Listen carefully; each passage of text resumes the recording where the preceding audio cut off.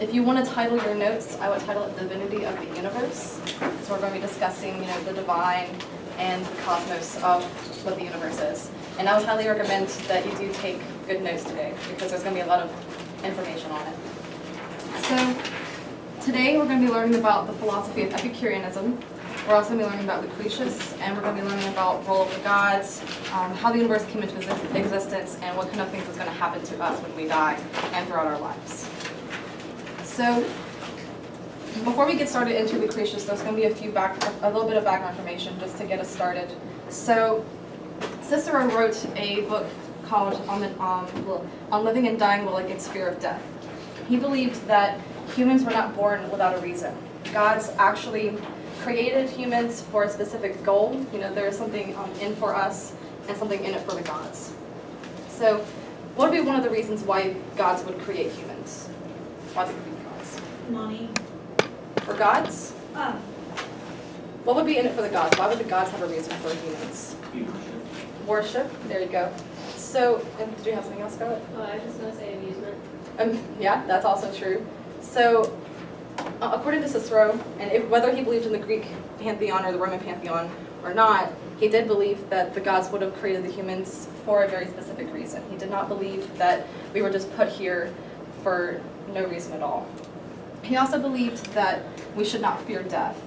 This is because when we do die, unlike in the Greek pantheon or in the Greek mythology, we don't actually go to an afterlife. We do die, and we don't exist anymore, according to Cicero. We just cease to exist completely.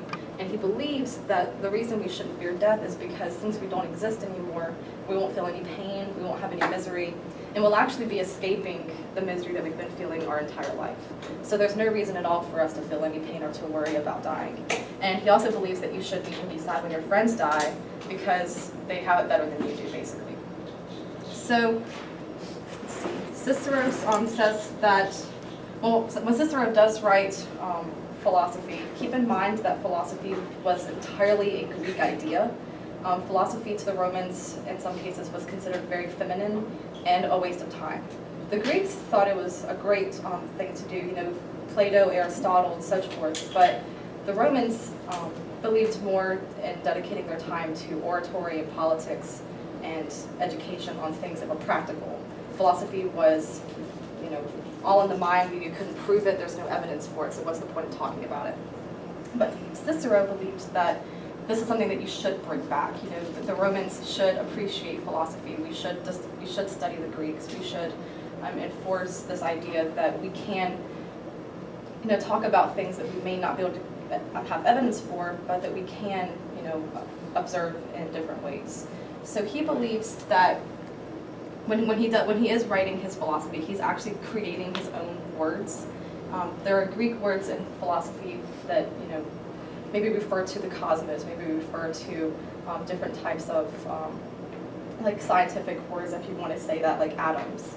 But Cicero actually had to create his own words, so keep that in mind as well when we're looking at a Latin text that's talking about the cosmos or in any philosophical way. There's actually a lot of terms that are kind of fudged because they were completely made up. So even the Romans would not have known what that word is until Cicero introduced it. So he believes that the universe is pure and eternal, and that there is a force that governs it. And this is a very Stoic idea. So do any of you know what the Stoics were? Okay. The Stoic was a philosophy. It was a different school of thought in the Greek world. And they basically believed that we were put here for a reason, and that the gods do have a plan for us. Not necessarily that they care about us, but that we were here, we have a plan, we have something that we're meant to do. So keep in mind that that's very Stoic, and we're going to kind of transition to a different type of school of thought, which is where we get to Epicurus. So let's see. I'm going to pull up this just for a second. Epicurus was a Greek, and he was born around 341 BC and died around 270. He was born in Samos. You don't have to know like the specific dates or where he was born, but it is important to take note that he was Greek. And he did not live during the same time period as Lucretius, and he did not live in the same time period as Cicero. He lived entirely somewhere else. And when he was older, he did move to Athens, and he studied under people like Plato and Democritus.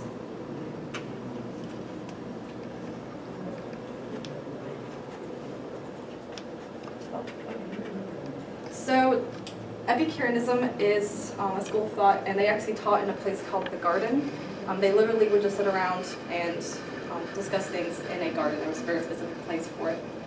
And he wanted to show the difference between Stoicism and Epicureanism, because he says that, unlike the Stoics, we were not here for a reason. There are no gods that care about us in any way. They did not place us here, and we don't have any end goals in our life. We're just here by coincidence.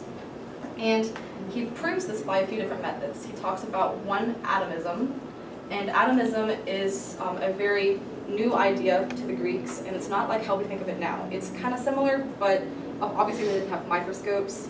They couldn't really, they couldn't identify what an atom was. They didn't understand all the aspects of it, but they did know that there were tiny particles floating around that made up matter.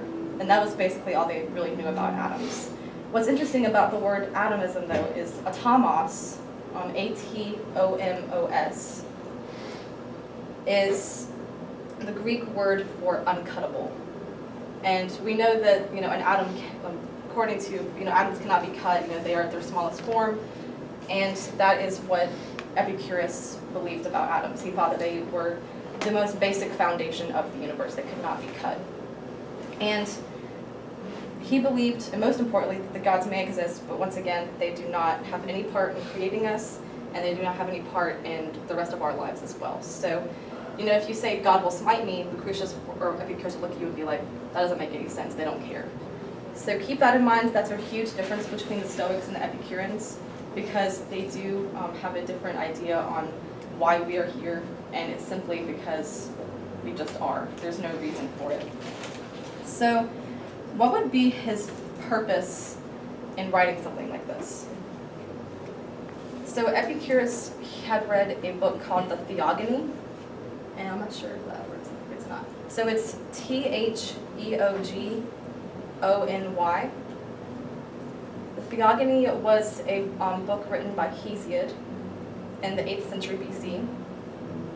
And the book basically talks about the birth of the Greek gods. It talks about Gaia, it talks about Zeus, and how they came into being.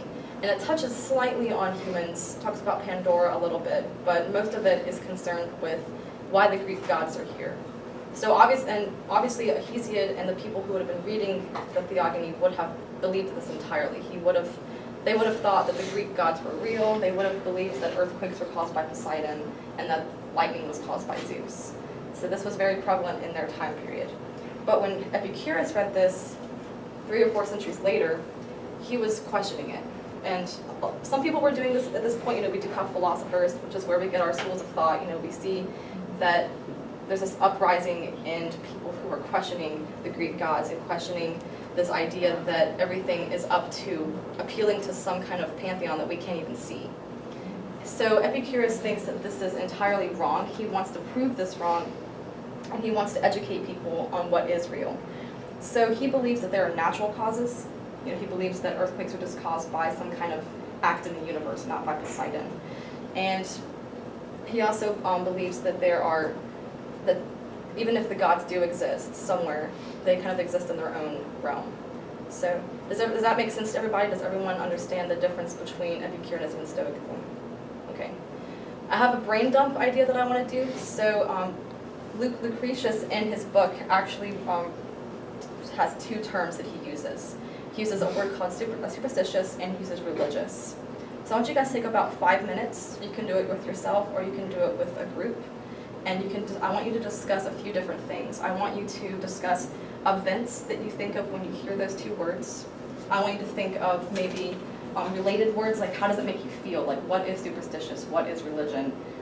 And I want you to think of, why people are that way, why people are superstitious, why they are religious, and maybe any modern parallels. The most important thing I want you to do is try to do a compare and contrast between the 2. Try to understand what the difference is between those two words and maybe the commonalities that they have as well.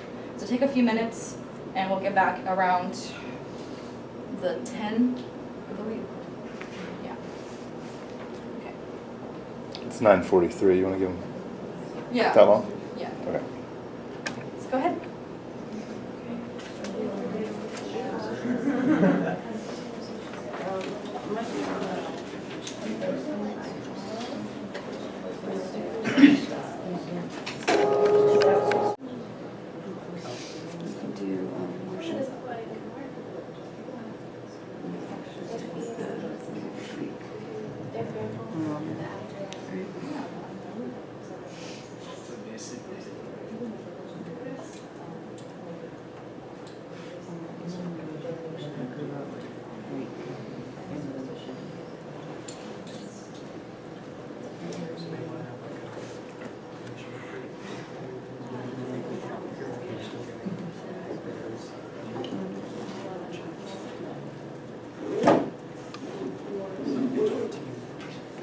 Is everybody doing okay so far?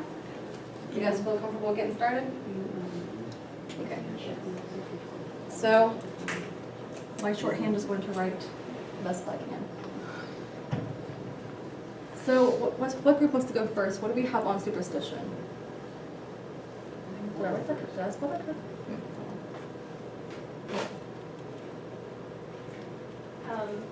With superstition, first thing that came to my mind actually was Stevie Wonder, just because of the song. Right, yeah? Yeah, so that was one of the first things that came to mind. But giving blame to something, Okay. like bad luck, you kind of create something to blame it on. Like breaking mirrors, spilling salt, walking under ladders, black cats, crossing your path. Where do these types of superstitions come from? Honestly, I have no idea. It's just been around. I heard them from my mom. I have superstitions about certain things. And Yeah. What do people call those? The whole group of superstitions when you say that's a what? Is it a myth? It's a myth or, Bad omen. yeah, a bad omen, or maybe an old wives' tale. Whoever this old wife may be, I'm not sure. But, see, I'm not quite sure where they come from either. They're rooted into us. We all know about them, right? You know, black cat crosses you and so forth. Well, I did my mama, so I don't know. That's fine. I feel like superstition, there's no reason behind it, but with religion, there is a reason. Good. We base religion off, whatever your religion is, for Christians, I guess, the Bible. And then, they both have one thing in common though, is they both question science. Okay. What do you mean by that? How do they question science? It kind of contradicts natural science. It's superstition. There's not really a scientific reason, and Yeah. religion believes the whole scientific reason why we're here is false. Yeah. So, Yeah, the whole fight against evolutionism. yeah. So that's very true. And then, is there any ground to say that if a black cat crosses you, you're gonna have bad luck? No. There's no proof in that. There's no evidence. So it could happen, but it could be a coincidence. So Yeah. that's very good. And I think I saw your hand, and then I'll get to you. I think superstition does have a reason. Not necessarily for me personally, but some people make it a reason. When I think of superstition, I think of ghosts or hauntings or something creepy. You're superstitious of that kind of stuff also. Yeah. And I feel if something was to happen to you that was kind of out of the ordinary, you'd be you get the reason. Oh, that's superstition. I did this, so this is why this happened. Yeah. So it makes sense to you. More Well, so. what was the parallel that we talked about before? The one that you talked about with the events. Crusades. There was the Crusades. We talked about the witch Oh, trial. witch trial. How religion and superstition was brought into that. So why did the Crusades happen? What was going on in this period? Well, can I build on, I Yeah. can get the degree Steve, but to build on the witch trials thing, I think we could throw in paranoia into Yeah. superstition, I think that's a bit more prevalent. But for crusades, I guess the money and stuff, power, Money, power, right? somewhere what was the foundation reason for the Crusades? Like, why do people say they were fighting the Crusades? They're fighting for God. Fighting for God, Yeah, right? and they were religious crusades, but in the end, they ended up not being so focused on their religion, because there was 3 of them, right? Yes. Oh, more than that, but yeah, More? 3. 3 main ones. Was there like a children's crusade where they all got like sold into slavery or something? Yeah. Yeah, that was a good one. They both have to do with fear.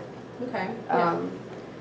The reason why you are superstitious about like one thing over another is that you're doing like I don't know, like for example, like Macbeth. That's you don't say that in the theater, and if you do, you do something, so it's not, you don't have bad luck. So it's like your outcome. So you do it out of fear and out of spite, which you kind of do like with religion as well. Right. If your whatever your end goal is, you're doing it for a reason. Right. So give me an example of that. Like, what do people do? Like, if they're afraid of like a god or something, like what do they do in order to? Well, I know like Greek, they would do like the sacrifices, like they would give, they would actually do sacrifices or like food and stuff. Yeah. Like they would give it to the gods. Yeah.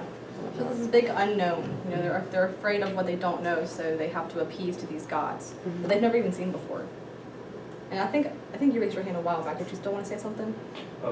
Yeah. Religion is a little more organized, while superstition is a little more like fringe beliefs.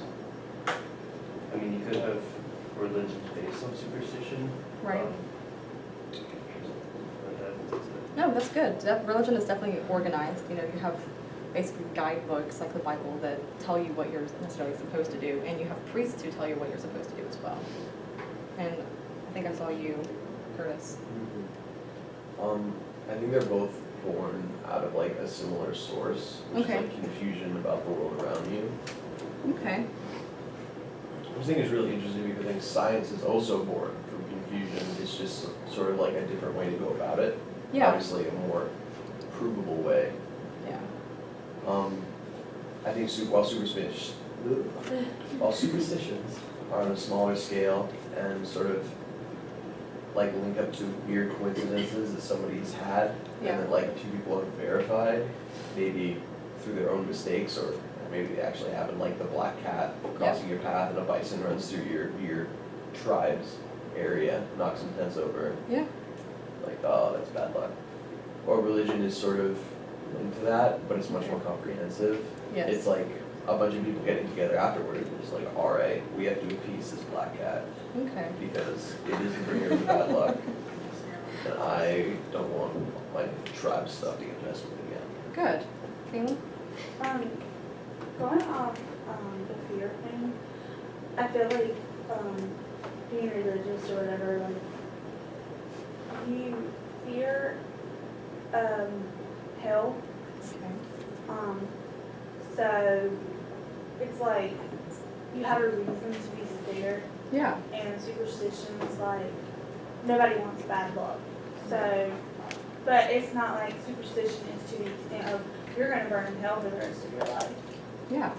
Exactly. So some people, I feel like, believe superstition is a better way of looking at things rather than religion because they fear, like, bad luck is preferred over being burned your whole life, like, for eternity or, you know. 7 years of bad luck definitely beats eternal hell. Yes. Yeah, I would agree. That's good. Yeah. So fear is a big part of it. You know, religion has been around since before the 3rd century BC. Like, so why do people do that? Like, what is the reason for becoming religious? So you become religious because you need it. Yeah. Because it's confusing. Like people need something to rely on, something to kind of attempt to answer the questions Yeah. of like life and all that stuff. This may be really dramatic to say, but I feel like they need it for like a reason to like live. Like, what's the purpose of all this? Like, Yeah. why are we here? What are we doing? No, I Are think that's we really true. are we here to speak the word of God, or are we here to that kind of stuff? Yeah. I feel like it's something that's very religion. I mean, it's something that's very steeped in like being a part of a community. Okay. So that if it starts to like take root within a community, the rest of the people are very likely to join in and Yeah. they're believing simply because they have those similarities and they want to feel included and they want to be social. Yeah. And especially if the religion holds ideals that all people must hold this religion like as the truth. Yeah. Expansionist type religions, the part of the community that believes in religion is like, oh, you guys better get in line or else you're gonna hightail it or whatever. I think that's a very strong driving force because you don't want your community to be fractured. We're social creatures and we are hardwired to stay together to survive. Very true. Religion is definitely a big community thing. It brings people together. And that's what actually has a rise in civilizations, is because there's a similar ideal that people have. So one question I have is, which one do you think more people belong to? Do you think more people are religious or more people are superstitious? Religious. Religious. Why do you think that is? Why do you think this has more power over people than superstition? Because like, I mean, there's a purpose, like, you know, some people like base their religion on like the Bible or like this or that, like, I don't know, No, that's true. I Yeah. mean, No, that's completely true. There's more, like, I guess, proof or sources that you can have with Yeah. religion. Like in the Christianity belief, like there's the Bible, and that's an entire book saying this is how you need to live your life. Yeah. I'm giving it to you now. Yeah. There's not a book that's like, here's all the things that you can't ever do in your life because this is superstitious, and you know, it's that there's not really any evidence. I mean, you could argue that it was made up and not true, but you know. With religion, you at least have a book backing it up, Yes. right? So yeah, religion is definitely more grounded. You know, you can't, it's not like you can go and see God, but you at least have some kind of text to give you some kind of faith that this could be true. Well, like you said, there is no evidence for black cats causing bad luck. I'm not sure whose hand was up first. Ooh, yeah. So there's less consequences with superstition. Okay. Like we've all kind of been raised with the idea that God is real, and if you know we don't appease to God, like just like with Christianity, like we'll go to hell. But with superstition is kind of like it's never been. I don't think it's been grounded in any of our lives that like that is complete truth and fact. Like some people are like, oh, that stuff is full of BS, and other people are like, no. But like with, I think everyone has like more of a fear of the consequences of not believing in religion than like the consequences of not believing in superstitions. Yeah, good. Well, like with religion, it's such a much larger and more organized scale. Like there are people who build their entire lives around their religion, and you Yeah. don't really have anyone who's a priest of like, you know, bad luck or anything. Yeah. So it's like, you know. Yeah, definitely. Who else had their hand up? Me? I did. I feel like some religions don't allow superstition. Like, I know that sounds kind of weird, but I've never, you know, usually there's no outside forces other than God if you have religion. Yeah. I mean, God and the devil. And, okay. And, like they said, you're raised in a religion, you're not raised in a superstition. Yeah. Like, so. Can I challenge that real quick? What's the difference between, say, Southern Baptist Church and a Seventh-day Adventist church? What's the first difference you know of? I'm not religious, so I don't know Anybody? anything. I'm like, I don't know Can you anything. repeat the question? Does anybody know, what's the first difference that comes to mind when you think of, say, a Southern Baptist church and a Seventh-day Adventist church? Southern brings up a lot of. No, it's simpler than that. Isn't it Seventh Day, don't they like church on like Saturday? instead? Right. Because they don't want to have it on Sunday because it's very like, you're not supposed to have it on Sunday. All right, Saturday's the real day of rest. Yeah. Everybody else, screw you, buddy. Okay. Anybody, any Catholics in here? I was raised Catholic. What should you do if you have impure thoughts? Go to confession. Feel bad about yourself. Right. And at confession, what happens? Chit chat with the priest if he's there, and you let God know all the stuff you did, you beg for forgiveness. And what does the priest do? You said that you're forgiven and honest, but Do you get any tasks afterwards? Just like Hail Marys and Our Father. Isn't it like 7 Hail Marys? Well, depends. Doesn't it depend? non-offense. It does depend. He tells you which prayers to say. So what's the difference between superstition and ritual? that's going afield from where Marissa's taking us today, but think about it. That's all. You have one last thing to add? Yeah, okay, so one thing that I've noticed about religion though is like, as like, I don't know, I feel like religion's not as strict as it used to be. Okay. Personally, like, with me being a Christian, you know, like, you're not supposed to believe homosexuality is okay, but I don't feel like, you know, God's gonna damn someone to hell because the way that they are. And I feel like part of like that kind of leads to people being superstitious about the fact. I don't know. I feel like some things in the Bible are kind of like superstitious. Yeah, that's very true. I vote for God in the space of time, and then remember what I was going to say. It's really interesting. A lot of the stuff in the Bible that seems really odd, like you're not supposed to mix like different types of fabrics into one thing or fibers into one fabric.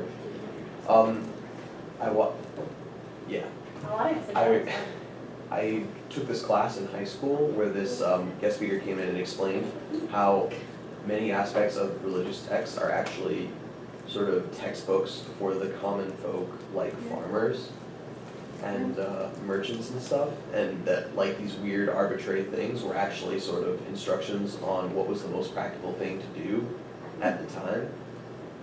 That's interesting. Yeah, like in India, like cows are sacred. Right. They found, he explained how in the old days in India and even often now, they viewed that not slaughtering cows but keeping them around for their milk was far more valuable in the long run because their cows are much leaner and they don't give nearly as much meat.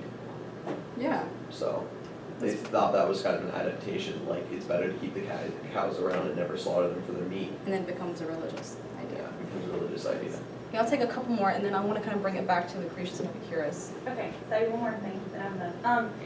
I kind of feel like the Bible's been tweaked since it started. Like, I feel like somebody just decided, well, this is the way I'm going to look at things, and if you're gay, you're a piece of shit. If you cuss, you're going to hell. I mean, like, pretty much, I just feel like all these things, I don't know. I feel like some things in the Bible are kind of ridiculous. And like, yeah, I'm a Christian, but some things I don't agree with. And I feel like somebody tweaked the Bible a little bit and wrote it to the way that they feel. Well, it has been translated many times. Exactly. Languages. So it's like kind of like that game, you know, like somebody says something and then somebody else says something and then eventually change it. Yeah, that thing. Okay. I feel like, Cool. So I'm glad. Okay. So we talked about superstition and religion as two separate ideas, right? We have some commonalities, but most of them are very different. But what does Lucretius and Epicurus think about those two things? How would he talk about them? I have a question about it's about you said, was it Epicurus was like the gods didn't care or whatever? Right, Or Epicurus. was it that they didn't exist? They do exist. So is he like those people that the founding fathers were or whatever, where they're like gods, like they make the planet and then they just leave it and then they do its own thing? Deists. Yeah, was he like that? Close, but the gods did not create the universe, and we'll get to that. The gods had no part whatsoever in creating us or any part of the universe at all. We're going to get into the metaphysics of it, but there's matter that already exists, and from that comes gods and us. We're actually made out of the same stuff. Lucretius believed that religion was really harmful, but he didn't see the point in it, and he thought that it was really counterintuitive to progressing in their society. Why did he think religion was bad? Like, what did he think about it specifically? He just thought that a lot of the beliefs they held were really almost primitive. Or Yeah, superstitious. yeah, he's combining the two. He doesn't think they're two separate things. He thinks that religion itself is superstitious. So he thinks A equals B. They're not two separate things. They're the same thing.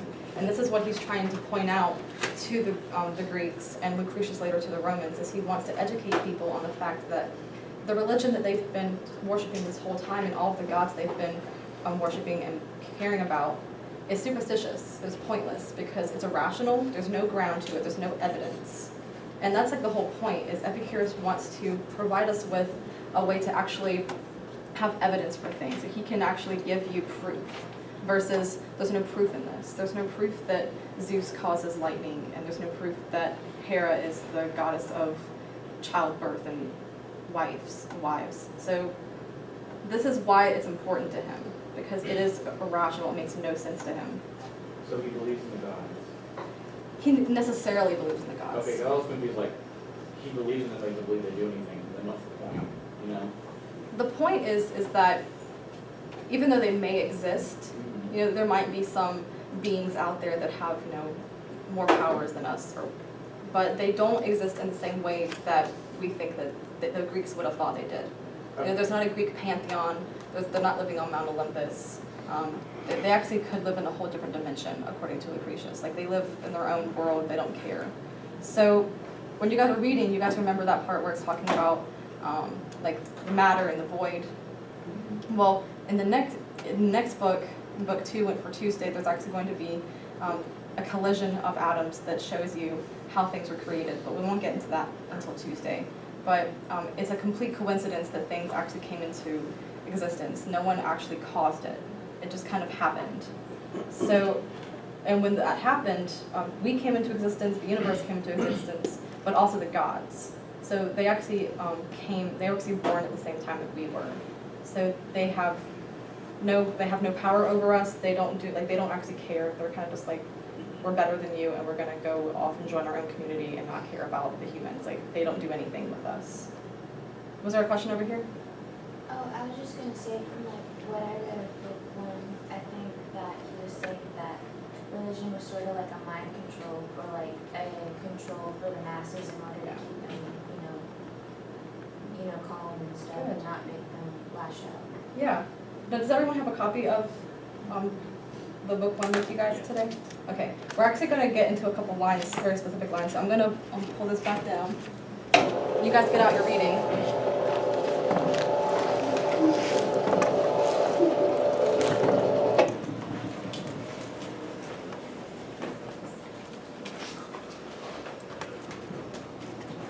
Okay. So Epicurus, like we said, combines the idea of religion and superstition being the same thing. So these, there are obstacles to his belief, but most of all, the important thing to him is it's not just him saying, you know nothing and I'm better than you. He's actually saying, oh, I pity you, poor thing, you believe in Zeus. You're obviously ignorant and I have to come and I have to help you. And Lucretius writes this, and he uses Epicureanism ideals because he wants to help people. He wants to actually heal them from this terrible thing that is religion, because it causes pain. And you remember that word we used when I taught Catullus, remember autoroxia? You remember what that means?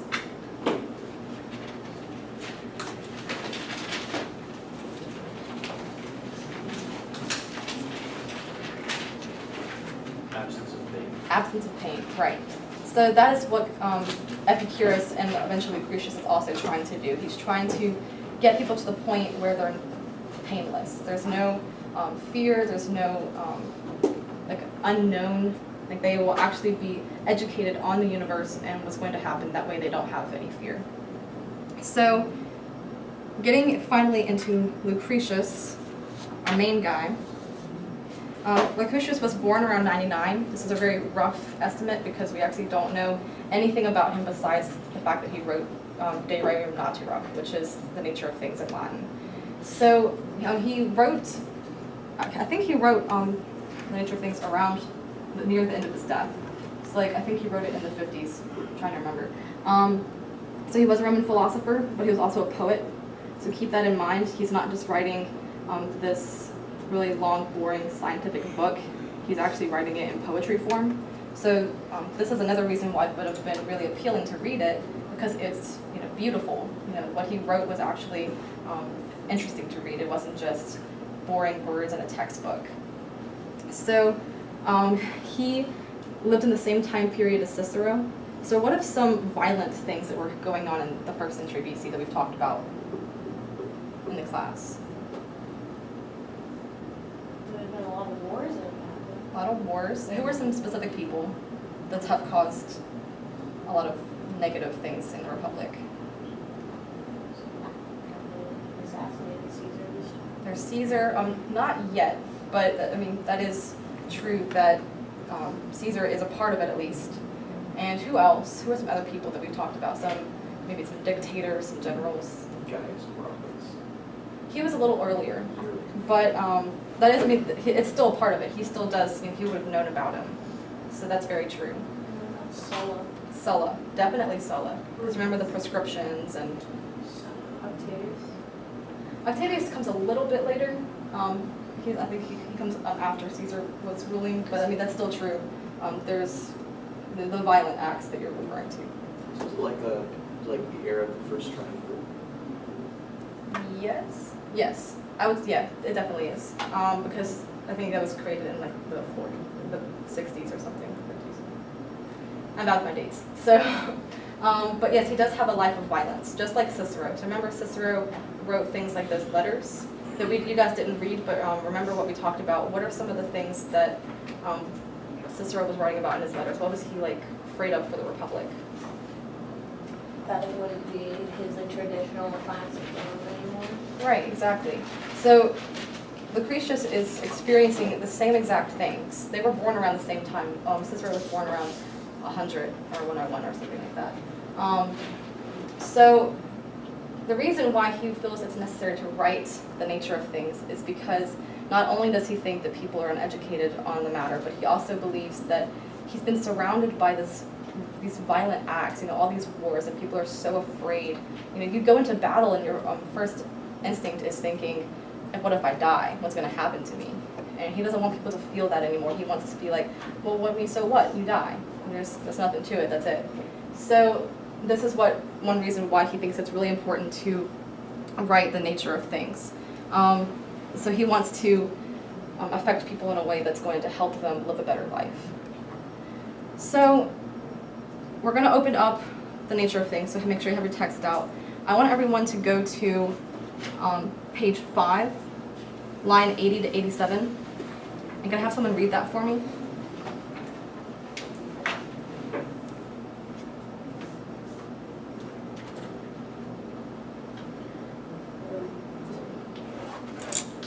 One thing I'm concerned about in the mind as you commence philosophy decides you see impunity therein, and that the path you enter is the avenue to sin. More often, on the contrary, it is religion breeds wickedness, and that has given rise to wrongful deeds. As when the leaders of the Greeks, those peerless peers, defiled the Virgin's altar with the blood of Agamemnon's child, Iphigenia, as soon as they bound the fillet around her hair, so that it ends streams down her cheeks, and the girl became aware. Good. So how does he describe religion? What word does he use to describe it? Wickedness, right. Religion is wicked. So right off the bat in the first chapter, he's establishing what he thinks about religion. Who here has heard of, sorry. It just says, when he says, in giving rise to wrongful deeds, is he like talking possibly about like the corruption that's been going on in Rome as well? The corruption in Rome, definitely. So the fact that Republic has been around for so long, and now these people are coming out of nowhere and corrupting our ideals, our traditions. So that's definitely part of it. That's definitely the reason why he's writing it. What about religion specifically does he think, giving rise to wrongful deeds? Why does he say that? What example does he use?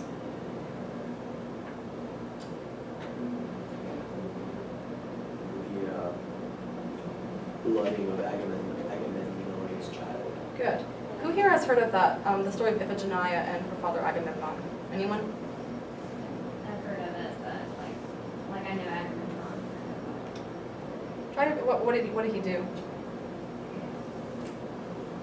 If you know. I feel like, wasn't he also like in like the Odyssey?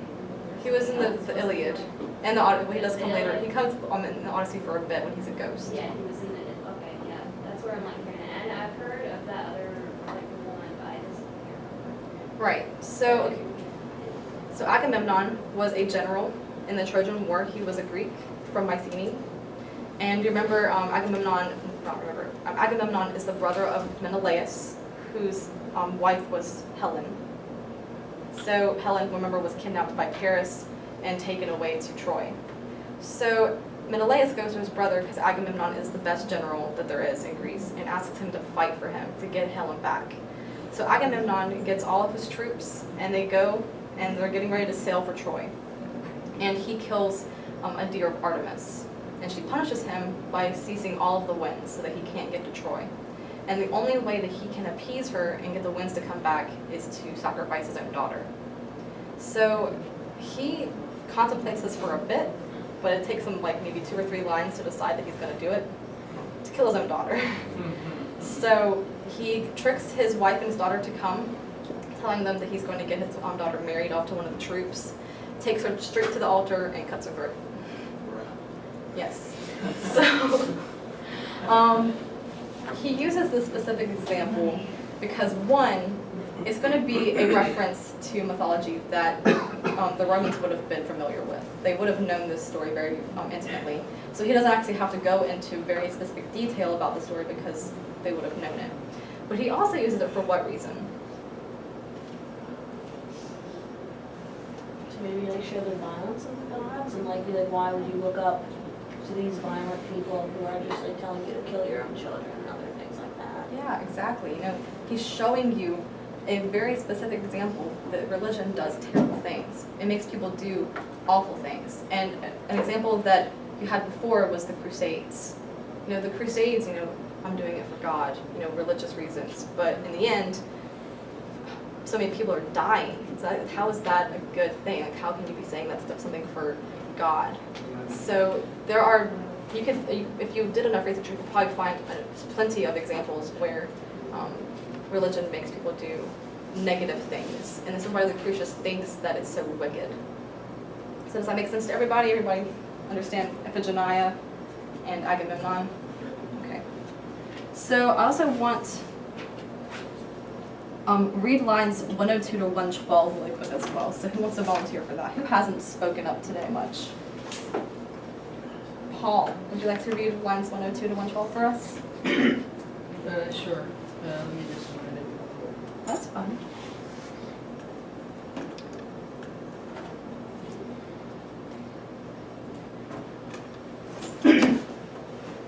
Sooner or later you will seek a breakaway from me, won over by doomslayer prophets that can certainly conquer up for you enough of nightmares to capsize life order and shore all your fortunes with anxieties.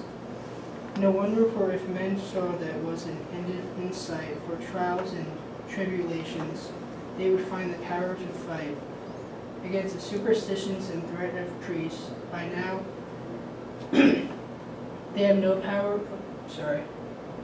They have no power to resist, no way to reason how. For after death there looms the dread of punishment for the whole. Do I keep going, or is that? Just watch one is fine. Okay. So, what is he saying about this? What is he saying that people are likely to do?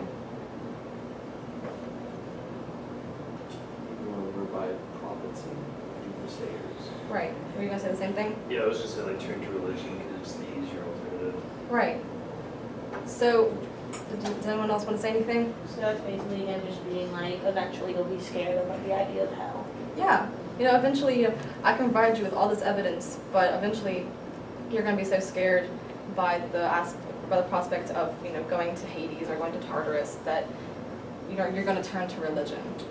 But he also says there's one other thing that he kind of talks about that I want to point out, and it's that we don't know the what's going to happen to our souls. We don't know the nature of our own souls.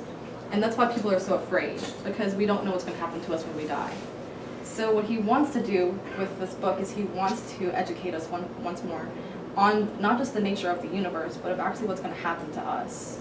So not just, you know, yes, the gods don't exist and play a part, but that's important for a very specific reason, because if the gods play no part, then that means that they have no control over us, that we can do with our lives what we want, and then we just die. And there's nothing else to it. And he wants, it might sound grim, but to Lucretius, it was actually a very positive thing. It's like, you know, you can live a happy life and not have to worry about appealing to all these gods because they don't care. So finally, we can actually get into the book. So gonna talk about the nature of things. We're actually not gonna get to the swerve theory until Tuesday, so stay tuned. But the first thing I want to talk about is actually I want to talk about the beginning of book 1, the first few paragraphs. So everyone turn to the first page of your text. Okay, so in the first line, what is he doing?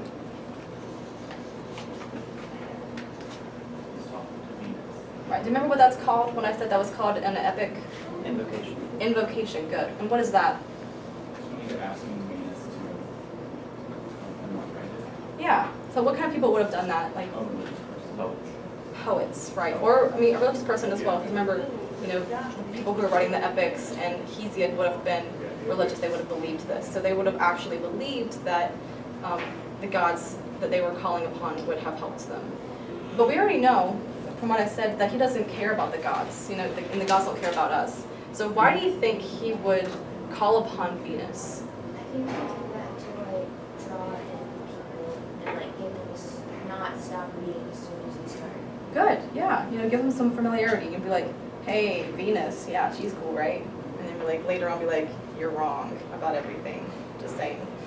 You have to say something too? Okay, yeah, so there's some familiar aspect to it. People would have been accustomed to reading something that had an invocation. What else? What other reasons do you think he had? Was he trying to be kind of sarcastic? He could have been very sarcastic, he could be pointing out from the very beginning, oh, Venus, please come help me. Yeah. Yeah, so that's very true. It's a very good possibility. Did you want to say something, Will? Well, in addition to the rhetorical commonplace of starting off with an encomium to the gods, as many poems and speeches do, you might notice just how sensual the language is, right?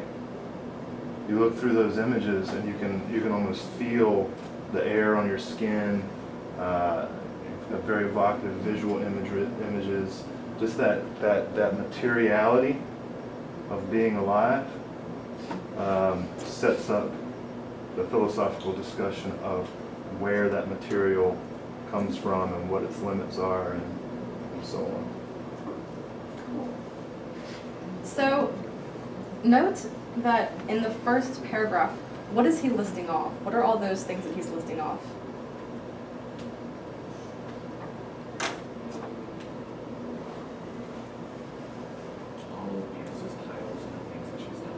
Right. So could this possibly be maybe metaphorical as well? What he's going to later argue is that there is one thing that everything comes from. Those are atoms, that's matter. So possibly what he's doing is he's using Venus as a metaphor. He's saying this is the one goddess that everything comes from, all of these different powers, all of these different roles. And later on he's going to establish that. In the beginning it might not be very clear because people would not have known what he's going to be writing about. But eventually they would have understood, oh, he doesn't actually believe that Venus has all these roles, because obviously the goddess doesn't have any care for us.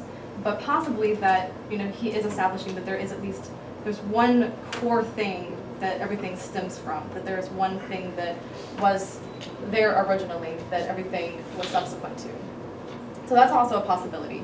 And then I think another obvious reason too is why specifically Venus? What do we know about Venus in relation to Rome?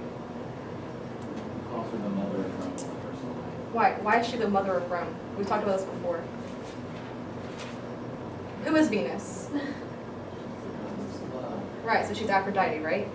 So how is she related to Rome in a very specific way?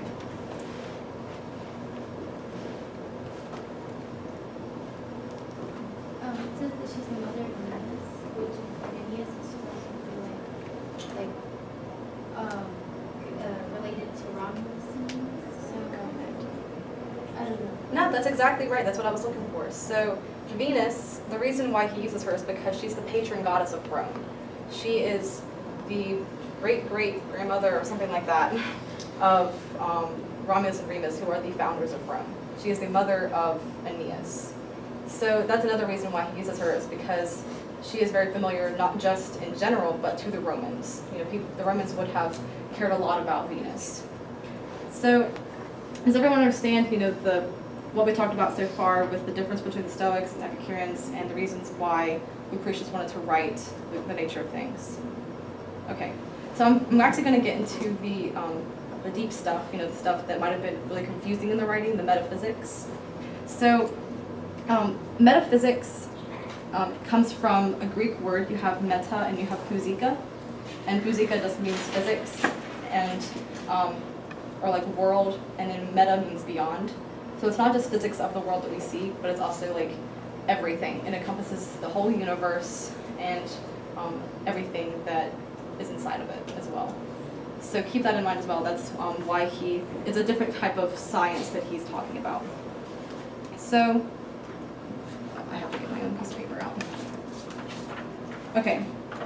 The first rule is that nothing comes from nothing. Okay. So this basically means what it sounds like. There cannot have been originally nothing and then poof, we exist. A way that he provides evidence for this is that if that were the case, then things could just like pop into the air. You know, birds could just like poof into the sky. You know, we could be born from lambs. Like, it would literally make no sense. Like, things could just appear out of nowhere. So that's his evidence for that. So nothing comes from nothing. Does that make sense? Okay. Second of all is nothing can be reduced to nothing. So if you already have something that exists and then it dies or something, it cannot just go nowhere. You know, it can't just stop existing entirely. Where would it go? You know. So, and you can think of if you vacuum something. Just because you vacuum it does not mean it doesn't exist anymore. It just exists in a different form. So one thing to think about is like when you do die, what happens to you if you're buried? You decompose, right? That's a perfect example of what he'd be talking about. He would say that, you know, your atoms, the atoms that made you up still exist, but they're broken down and then they are dispensed elsewhere. You know, they go out and they create something else. This is not necessarily reincarnation. Don't get that confused. It's reusing material. So that basically means that the universe itself is actually infinite because it has a constant recycling system. Everything can be reused. Nothing is going to just stop existing. So whatever does exist from the beginning, whatever stems from the thing that already did exist, is going to always exist, just in not always in the same form. The atoms are going to come together and create you, and then you die, and then they're going to dispense off to somewhere else, and they're going to become something else and be reused. So that is really important to keep in mind. So then we have to talk about atoms. Atoms is one of the two main pieces of matter. It's like one of the two foundation parts of the universe. So obviously atoms cannot be seen. Many things cannot be seen, and this is how Lucretius kind of uses that as evidence. You know, what do you know exists, but you can't actually see it? The air. What do you feel? Gravity, possibly. Wind, right? So you have wind. What about sound? Can you see sound? But you know it exists. And smell. Good. These are all examples that he used. What else? What other examples did he use? Heat. Yeah, so anything that, like, maybe mostly your senses, except for sight, because that's the one that he's saying is blinded. Like, you can't actually see these things, but you know that they exist. He also talks about rusting away. So, like, there are things like statues that, you know, you might see them. They don't look the same that they did before. Or that you might have something that's rusted or something like that. So that's how he explains, just because you can't see it does not mean that they're not real. But he would not use the same argument for the gods. Don't get that confused as well. Because the gods may exist off in a different world, but he's not trying to argue about the gods. His specific argument is for atoms and the matter that makes everything up. So atoms are also eternal, just like the universe is. There's always a supply to keep the universe going, and they are pure and solid. So he goes on, I think in book 1, maybe book 2, about the shape of atoms. And it's very interesting because they're all solid and they're all small, but they actually come in different shapes. And that's actually what makes each thing very individual and unique, is that fire might have like pointy atoms, water might have like really soft round atoms. So he actually goes on and on about that for a while. But the main point to keep in mind is that he's saying that atoms as they existed have different shapes and sizes, and that is what causes everything to be different. Like if all atoms look the same, then everything would be the same, and that'd be really boring. And also if they all look the same, they probably couldn't even connect anyway. There wouldn't be much to happen. So he also says that he continues to ridicule other philosophers. He says that fire. He's talking about like how fire cannot be condensed into one mass because you do have this thing called void. So, and we'll get to void in 1 second. But are there any questions about atoms, their features, and anything about what we've talked about so far about the universe? Okay. So the other thing that the universe consists of is void. And void is talking about how the universe is not actually one solid mass, there's emptiness inside of it. And the way he proves this is that if there was no void and there was only atoms, everything would be squished together and nothing could move. And that would mean nothing could ever happen because atoms, since they exist first in the void, there has to be some kind of collision, which I said we'll talk about later. But if they were just stuck together all the time, there would be no reproduction, basically. Nothing could ever do anything. So that's why, one, there definitely has to be void. But he also, he says, well, if that's not enough for you, then I'll prove it to you. He says that even solid things have void in them. So think about how you digest food. If you were just one solid mass and there was like no openings in you, then no food could pass through you. So that's like one example he uses. He also uses the example of a ball of yarn being lighter than a ball of lead. Exactly. Mass. Yeah, it's the mass of what? Like, what does he say? What has weight and what doesn't? Like, the yarn is made of different atoms also, so it's lighter, like right. It's different. So, talking about atoms, still talking about atoms and void, which one has more weight to it? The lead. The Right. atoms have more. The atoms, right. Yeah. So if an object, even if it's the same size, like a ball of yarn, a ball of lead. Density, that's what Yeah, there, exactly. So one of them is going to have more void in it. Which one would have more void? yarn. The yarn, exactly. So, for things to exist, they have to have some kind of void in them. So that's definitely, there's weight is an example that he uses, and there's also, the fact that things can pass through things. Sound can pass through walls because there's void in the walls. If the walls was just one solid structure with no void in it, then nothing could ever pass through it. So those are examples that he uses for that. That's how he proves that void does exist. And does anyone have any questions about matter or void? Okay. So therefore, the universe consists of matter and void, and all of the things are consequences of these. These are the original things that exist. There's nothing that happens before them, and there's nothing that exists along with them. They are by themselves, void and matter. And everything else that comes after is just a consequence of atoms moving in the void. Okay, so then we're going to get to the universe itself. So we've talked about the two things that make up the universe, but now we're going to actually talk about the universe. So the universe has no boundary to it. Do you remember what example he uses to talk about the boundaries of the universe?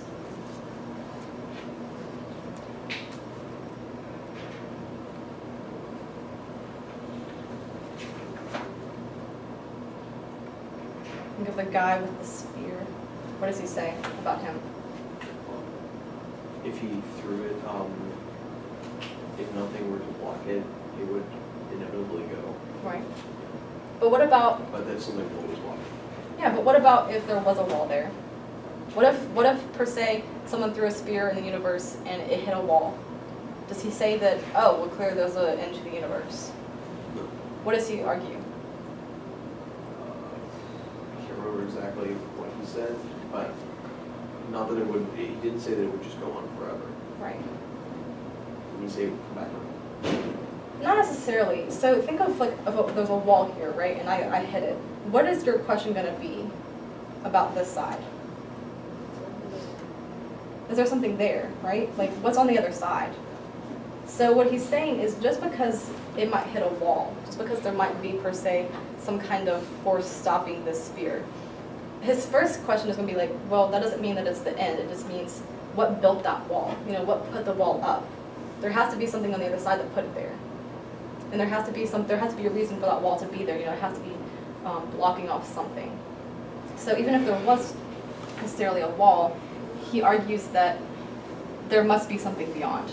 They can't just stop there. Does that make sense to everybody? Okay. I like that example a lot because I think the sphere guy is just cool. So the universe has no beginning, and it just goes on forever. So for one, the universe itself is eternal. It has always existed. And also the vast expanse of it is infinite as well. So in all directions, the universe is infinite as well. And what we'll get to next time is that the atoms are constantly falling down in the void, in the universe. Does everything about that make sense? Okay. So in book 2, we're going to talk about something called the swerve. And that's going to discuss, you know, yes, we have atoms, yes, we have void, and we have those both things in the universe. But how do we come into existence? Like, how does everything that we know and understand today come into existence? And that's going to be because of void, because of atoms. So make sure to read book 2. It's a really interesting, I think it's really funny, and it'll explain a lot about that picture up there. So, are there any questions about that? Well, we have about 5 minutes left, but I think we can go ahead and probably stop for the day because we haven't gotten to this word. So, if there are any questions, then thank you, and I'll see you guys Tuesday.